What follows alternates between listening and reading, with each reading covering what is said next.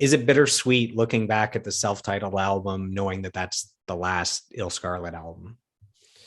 Yeah, I mean, I don't know if it'll be the last, to be honest. I'm also not sure that we're going to put out an album. That I foresee putting out another EP at some point. We have a couple little ideas banging around, and we'll see how what kind of interest. People are always hitting us up that they want to hear new music. It's just like I want to this time. Um, we have no deadlines and no one rushing us, and uh it's one of those things where when it comes it's going to be completely natural. If that inspiration comes, great, because in the past we've written songs because we have to, and that really compromises the integrity of what a good song should be, because I did it because of this. I did it because, this label guy. I did it because I'm trying to make money. I did it. It's like, no, fuck all that. Just do it when you actually feel inspired. Because whenever we did that, those are literally the best songs that have rose to the top for whatever reason. There was no trying with nothing special. There was no trying with Pacino or even 1A, Heaters. There was no trying. Mary Jane, all the ones of fan favorites, NTF. There was no trying. It was just like it was naturally came, and there was a reason for it. And there's a reason why those songs connected so well over the ones that that were banging our heads against the wall just to finish, to get it out there, to get recorded. So whenever those 5 or 6 songs kind of come around and happen organically is when we will release our next EP. But until then, it's just, yeah, whatever. We're good with doing a little nostalgia show here and there, and it's still fun because even playing like the 15-year anniversary kind of thing, it brings together all those people that were in high school together or in college that had the best time listening to the album. You bring those friends together, they have a few drinks and have a great night. And there's something special about that anyway. So it's not like I don't want to necessarily turn just a nostalgia band, but I look forward to those kind of shows because it just brings together all the best times and memories that you had in the past. When you think back to the entire illScarlett discography, is there a favorite song that jumps out? Are you allowed to choose a favorite illScarlett song, or is that like choosing a favorite child? I'm allowed to choose a favorite song. I just don't know that I have one. There's a bunch that there's a whole bunch of stuff off of the EP that we put out in 2012 that I really, really like. For some reason, that I like more than the album that we put out after. There's just something special, organic in the way we were writing. So there's a couple of tunes on there that really, really connect. But yeah, nothing, depends. There's the music is so diverse. Sometimes we go loud, sometimes we go like just totally chill or very punky, friggin' fast. So it's like if I'm in certain moods, I'll throw something on. I'm like, oh yeah, that's pretty cool. Or not too long ago, I decided to put on All Day with It just because all this stuff we started talking about the release and whatnot. So I decided to put it on, and I'm like, yeah, it holds up. It feels good. It's not like it's an album that feels dated or it just like the quality of its sonically is awesome. And it doesn't feel cheesy to me. So it's nice to kind of feel that. But as far as a favorite song, no, I don't have one. There's a whole bunch of other good. What's the biggest concert that you guys performed, like the size of the crowd? What was it like to play to a crowd that big? And I guess the other part of that question is, who is the artist that you were most a fan of that you ended up playing with live, being on the same bill maybe? I guess biggest shows. They were kind of cool. We got when Blink 182 they reunited still with like Tom DeLonge, so like 2010-ish time area, maybe 29. We got a bunch of those were pretty neat. Played, I don't know, I think it was like 20,000 people a night.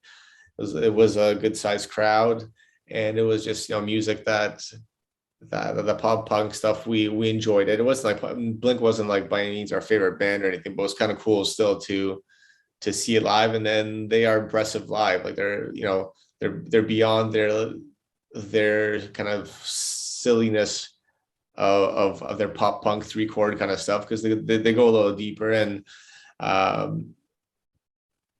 found them to be pretty awesome to be part of. We also got to play with Weezer a couple times, which was also huge because that was music that we grew up in through high school. So that was special for us. Yeah, I don't know. Nothing really comes to mind. I enjoyed. It was a small band that we were with, but touring in Japan was like a memory that really stuck with us, especially Alex and myself, because it was just such a foreign place, like just culture shock all around. And yeah, it was Bengal Zebrahead. They're not like a huge band, but also from that pop punk era. But just the experience of being in Japan and the way the fans kind of react with the band was really different and really special. So yeah, sometimes the biggest shows don't mean that they're the best shows, because I've always loved the energy in a good club. So since 2015, you've been a part of another project called the Dare Knots. How did that group form? And did it feel good to not have the illScarlett pressure, just to have a fresh start with a new musical direction? Yeah, I mean, that was a bit of a passion project that started in my buddy's living room. It wasn't like we weren't planning on starting a band or anything. We were just like, I had a bunch of beats that I made, and a buddy of mine that I went to high school that I actually wasn't friends with in high school. He sings, he's a poet, he raps.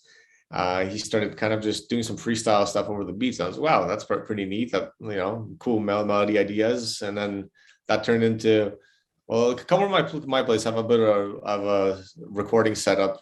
Let's throw it down and see what happens. And then that evolved into another buddy adding his take on it. And then before we knew it, we had 3 or 4 songs, and we went to the studio, recorded them better, and yeah, things snowballed. It was like the songs were finished, they actually sounded good. So I sent it out to a couple of my friends out in California. And by that point, Buddy was starting a new label. He's like, dude, I love this. How can I put it out? Sure, put it out. And then they asked us, like, you want to come down here play some shows? So it was like our first tour was like five or six shows down in Southern California, just because, that's what it was. And then from there, another tour opportunity came up where we did actually with Dare Knots, we barely did much touring in Canada. It was just all the States. And then Walk Off the Earth came into play, where they released our second album. And then they offered us a world tour. So they took us out to Europe for a month. That's not bad for a side project. Yeah. So we went to Europe for a month, and they took us in the States for a month. And then after that, I came home and got my wife pregnant. And then that's when I had to do some serious changing of what my lifestyle is and where my focus is. And, it's after that point, it was kind of living selfishly, doing my own thing, chasing the dragon, my dream, doing whatever. But wanting kids and starting a family was always a huge thing that I wanted, that she wanted, that we wanted. And when that part of life came in, then it's like, all right, I got to change it up. And I put the whole music thing on hold, and went to get a proper job, like a really good job out west. That that was just opportunity once again that kind of presented itself, and I made the choice to I'm going to go this direction because I need to get ready for this baby. Got to buy a house. Got to we have to man up a little bit, as they say. So speaking of family, I have a quote here from a fellow band member in the Dare Nots and your sister-in-law. So this is from Jenny. So she says, Swav is wonderful for so many reasons. Not only is he the best brother-in-law / bandmate combo, but the loving father of my precious nieces. I've always looked up to him as a musician, and I'm so blessed to be able to write tunes and play shows with him. He's always felt more like a blood brother than a brother-in-law, partially because we tend to bicker like siblings do. LOL. We know how to push each other's buttons, but that's just how comfortable that we are. He's the perfect match for my sister, an incredible father to the girls, and a powerhouse musician. I love you a whole lot, Swav. That's from Jenny. She's a darling. That's very nice of her to say. Love you, Jenny. She is a darling. So I guess a couple things about the Dare Nots, and then we'll wrap up. I listened to the Dare Nots entire discography, a few EPs, some singles. Man, it's crazy. You guys have 20,000 listeners a month on Spotify alone. That's a lot of people listening to the band. I noticed that you guys do two covers. So Feel Good Inc. from the Gorillaz, and then your Blur from Song 2. So both of those are Damon Albarn. I'm wondering if you guys are just a fan of him. I mean, I am. Yeah, I think he's awesome. Just super versatile artist. But there wasn't a real reason for that. Just Song 2 at the time, we just had an idea of we wanted to do a little road video, and when the woohoo part comes, we all had a headbang in different places around the states. So we're like, this will be kind of fun one to do this too. So that's what that was. And then when it came to doing the next album, what's the name of the album? Enter the Dare Nots. We needed to cover it, and I had that beat kind of kicking around, and we tried it to see if it would work, and it ended up working really well. It just sounded really cool, going all halftime, and so just put it down. There was no thought of like we want to do everything that Damon did. It was just kind of worked out coincidentally.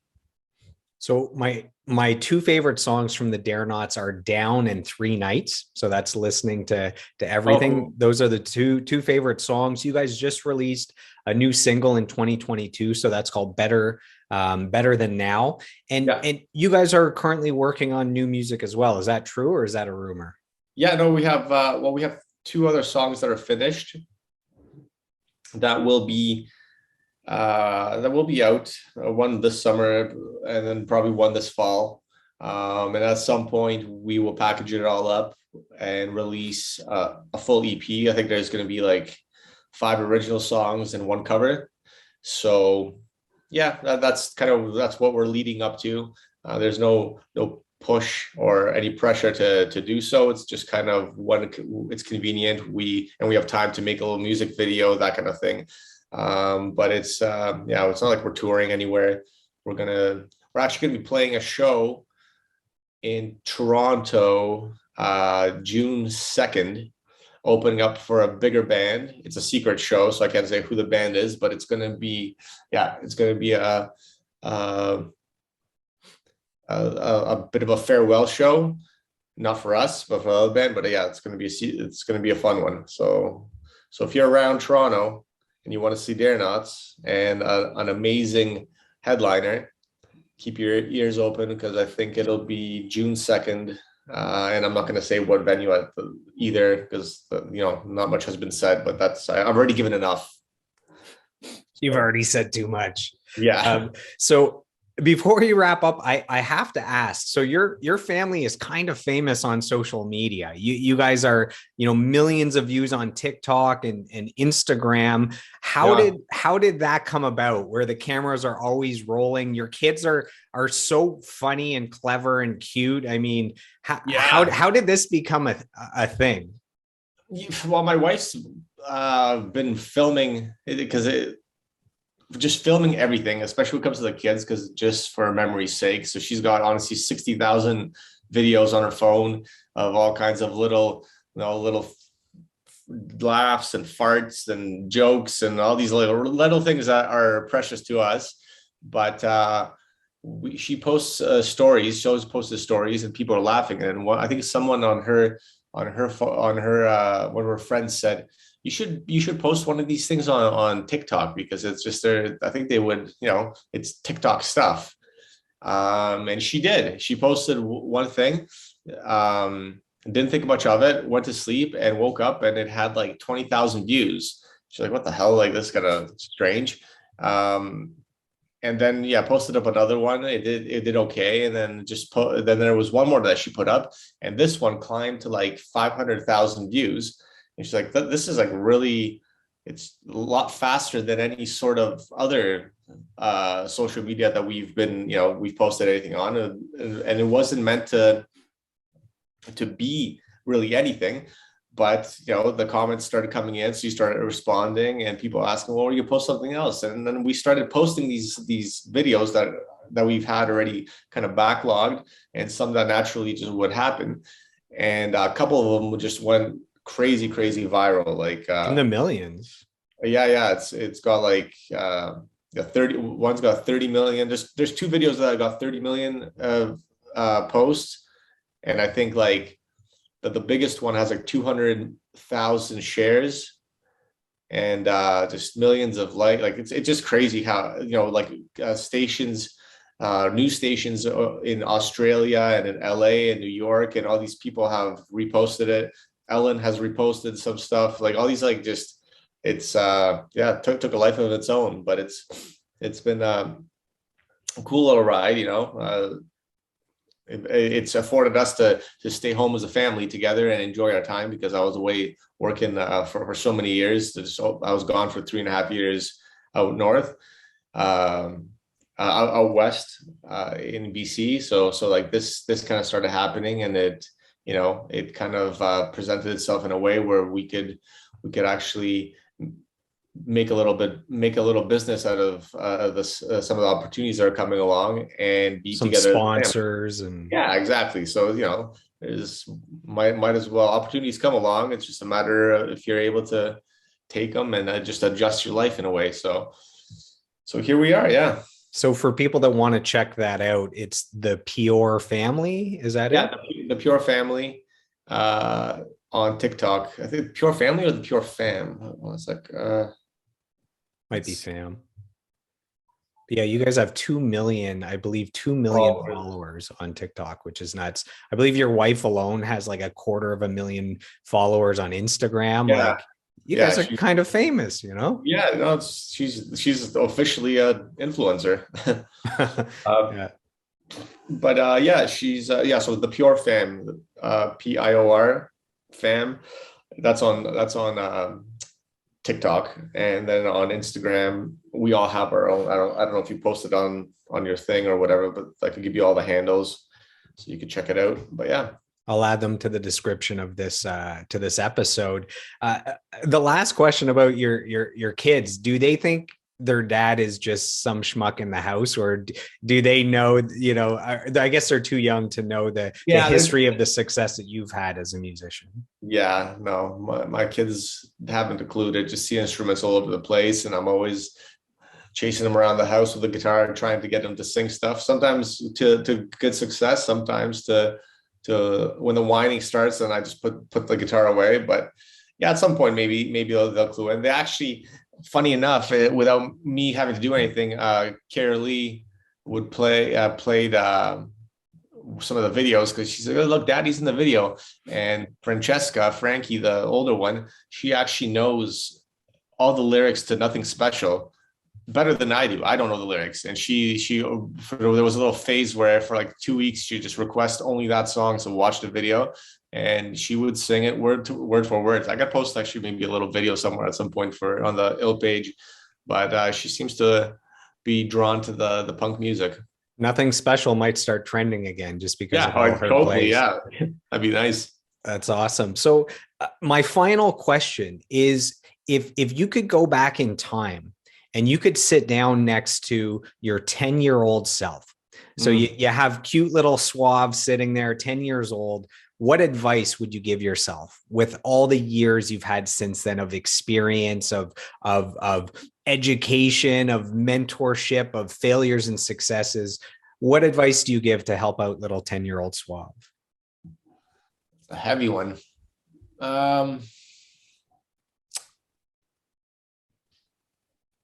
I would say, I would say to maybe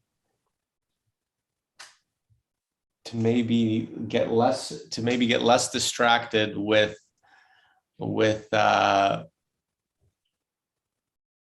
stay less distracted with girls that are just bad news when you are doing when you're in a place where you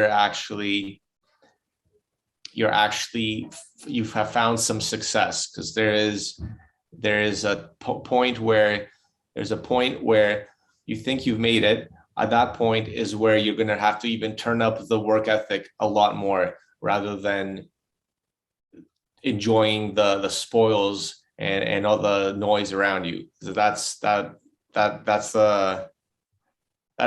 was a turning point, so rather than just focusing more, I personally kind of put my hands up and enjoyed life a little too much. And that's when I should have turned it up and just really put the blinders on from all the chaos around me. So I would say just stay focused. And when you feel you've made it, focus even harder.